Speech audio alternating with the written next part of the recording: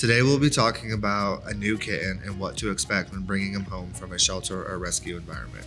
Hi, I'm Spencer Batcheller. Welcome to Calm Classroom.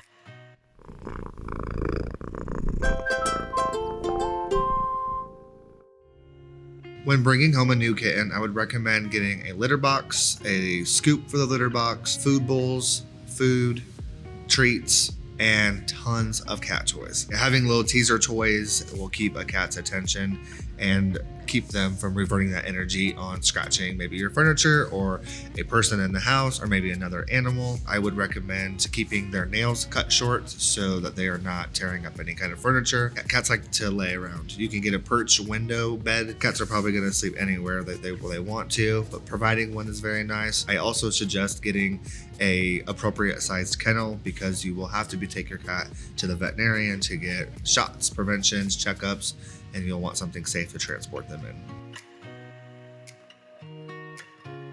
Cats can get very bored, so I would recommend having a variety of different toys. I personally like to have the hanging toys that hang off of a perch so they can play and bat around. I have cat towers. They can go up and around just to keep them busy, because if you don't keep them busy, then they're going to find a way to stay busy. Cats sleep most of the day, so if you want to keep them busy at night right before bed, it's probably going to be very helpful for you to sleep at night. Cats want to scratch because their nails, right? They keep growing and growing and growing.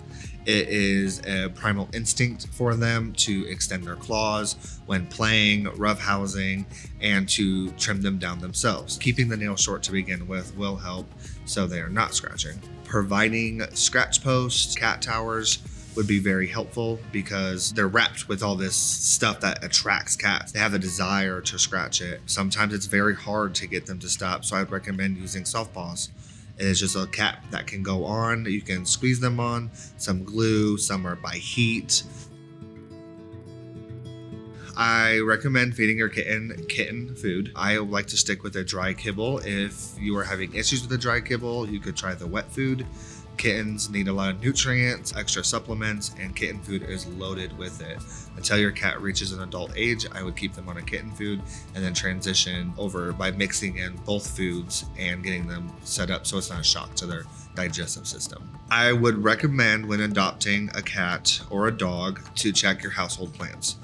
About 80% or more of household plants are toxic to cats. So identifying what plants are toxic to animals in the home and appropriately setting them up so your animal cannot get into them. I would schedule the appointment within the first 2 weeks after adoption because some veterinarians you might not be able to get into for a month. Some you might be able to get in right away depending on which vet you're using.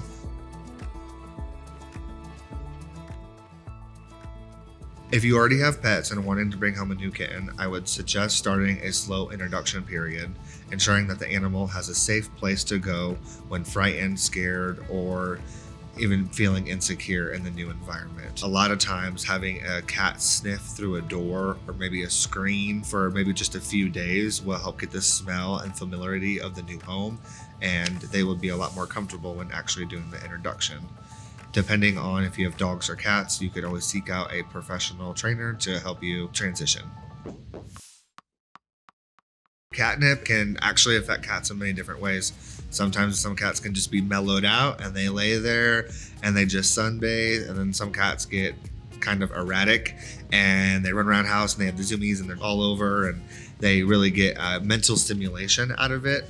I would not recommend giving it all the time to your cats. One big use that I use it for, and I tell our adopters to use it for, is you can sprinkle it throughout your cat tower, or maybe a little bit under the bed, a toy that is in a baggie with catnip, and then putting it in their bed, kind of finding it so they can hunt, providing perches. You can put catnip up top and high places for cats to go. They like that. Help do the transition. I would not recommend letting your kitten outside right away. I would ensure that they have all their immunizations and shots and preventions before doing so.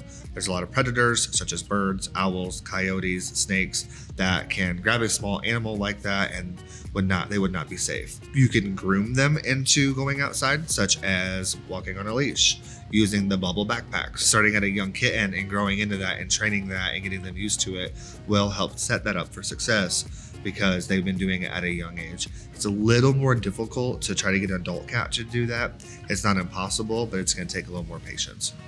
I'm Spencer Batcheller. Thank you for joining us in Calm Classroom.